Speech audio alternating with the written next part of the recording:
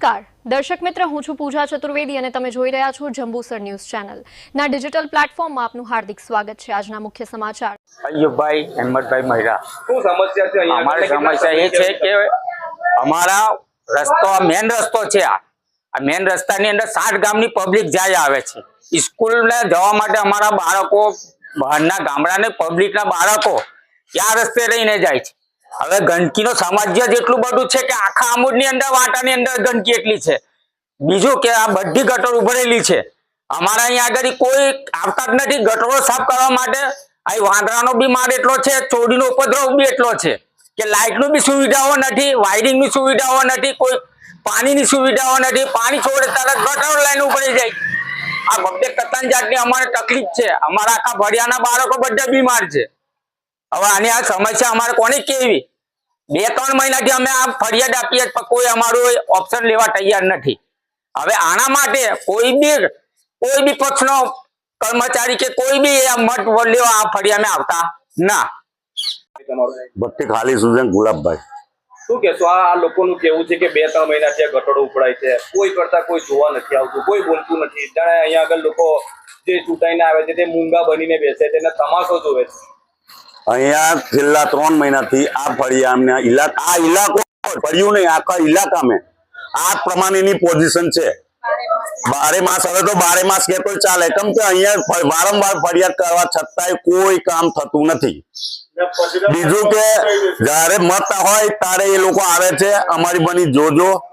હવે ટાઈમ આવ્યો છે, આ ચૂંટણીનો ટાઈમ આવ્યો છે એટલે હવે બધા જ આવે છે, પણ જયારે 5 વર્ષ કોઈ દેખવા આવતું નથી। પાણીની સમસ્યા એટલી છે કે પાણી એટલું ધીરું આવે છે કે બહારથી ઘરમાં પાણી ભરી જવું પડે છે, અને આ પાણી આટલું ધીરું આવવા છતાં આ ગટરો આટલી ઉભરાય છે ને કોઈ જાતની સમસ્યાનો ઉકેલ આવતો નથી વારંવાર કહેવાથી। હવે આ લોકોને શું કેવું? વાંદર દરેક વસ્તુનો ત્રાસ છે। આથી પેલો કૂતરાઓનો ત્રાસ હતો, કઈ બાળકોને કૂતરા કરેલા છે અને આપણી રેફરલ હોસ્પિટલમાં એનો રેકોર્ડ છે કે ભાઈ કઈ દાખલ થયેલા છે। તે બી કોઈ ત્યાર પછી કોઈ પૂછવા આવ્યું નહીં કે ભાઈ શું થયું કે હું નહીં, ને હજુ બી કોઈ આવતું જ નથી। આટલી સમસ્યા હોવા છતાંય કોઈ આવતું નથી। અંકલ ઇબ્રાહિમ હાજી અલી। શું કહેશો? શું સમસ્યા છે અહીંયા? હવે આ સમસ્યા એ છે કે આગળ આ કોર્ટ છે, મસ્જિદ છે, દરગાહ છે, મંદિર છે, નહીં પાણીનો એટલી સમસ્યા છે। આ ગટરો ઉભરાય બધા ઢાંકણામાંથી પાણી નીકળે, ગંદુ પાણી, ખરાબ એકદમ નાપાક પાણી ને ગંધાતું પાણી ને અહીંયા આ ફળિયાના તમામ ઘેરે એક ને એક છોકરો બીમાર છે। કેટલા સમયથી આ સમસ્યા છે? આ 2-2.5 મહિના થઈ ગયા। રમજાન પહેલાનું આ ચાલે। રમજાનમાં રજૂઆત કરી કે આ સાફ કરો, પણ કોઈ સાફ કરવા આવતું નથી ને દરરોજ સવારમાં પાણી ઉભરાય। 6 વાગ્યાનું પાણી ચાલુ થઈ જાય, 10-11 વાગ્યા સુધી પાણી ગટરો ને ઉભરાયેલું છે, કોઈ આવતું નથી ને કોઈ કહેવા આવતું નથી ને હવે એ લોકો વોટ લેવા આવે ના, આ બધું કોઈ બી આવે ના। रुखसाना सादिक भट्टी। રૂક્ષાનાબેન, શું સમસ્યા છે અહીંયા આગળ? કેટલા સમયથી આવી સમસ્યા? आ 2-3 મહિનાથી આવીને આવી ગટરો ઉભરાય છે, કોઈ જોવાય નહીં આવતું ને કઈ નહીં, પાણી બી નહીં છોડતા, ધીરું ધીરું છોડે તોય આટલી ગટરો ઉભરાય છે। પાણી નહીં, આ ગટરો છોકરા જાય બધા બીમાર, ઘર બીમાર છે, છોકરા બીમાર, મોટા બીમાર। આવા રસ્તામાં રહી રહીને આવવાનું ને જવાનું, કોઈ પડી જાય તો છોકરા મદ્રાસે જાય, સ્કૂલ જાય, નાના બાળકો જાય છે અહીંથી। કેટલી દૂર સુધી આ પાણી ઉભરાય છે?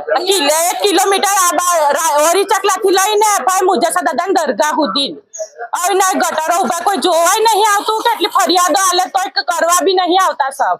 એ 3 મહિનોથી આવું ને આવું ચાલે। લોકો મત માંગવા આવે છે? મત માંગવા આવે તો બી અમારે આપવાનું જ નહીં મત, આવતા બી ના આ બાજુ મત લેવા હારું।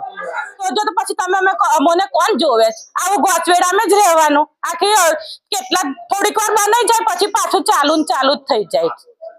હા, 5 વર્ષે જ આવે જ વોટ લેવા હારું કે અમને જોજો, પછી તો ભૂલી જ જાય। અમને તો ફરિયાવાળાને તો જોવાનું ભૂલી જ જાય।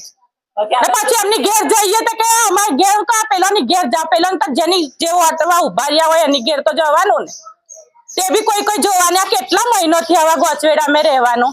છોકરા ઘડી બીમાર પડે, છોકરા ઘડી બીમાર પડે।